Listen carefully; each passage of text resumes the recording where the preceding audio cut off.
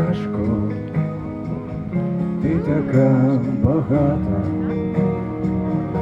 співаєш вдома, я на чужині,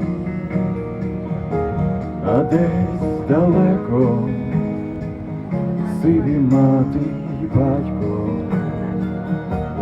сльозами слухаю усі мої пісні.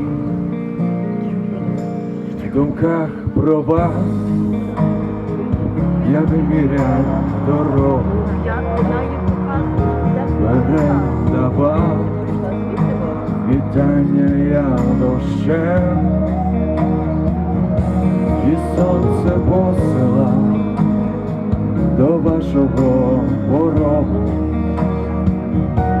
щоб ви не знали безсонних ночей.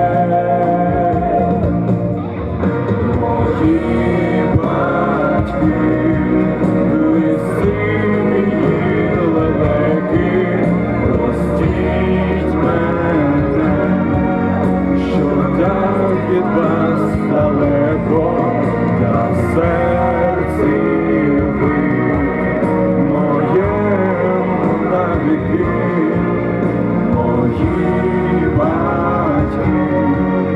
Мої батьки,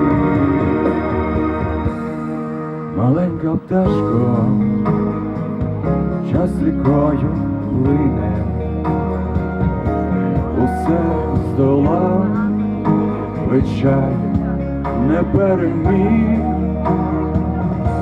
я на поріг ступну, почую тихе сину,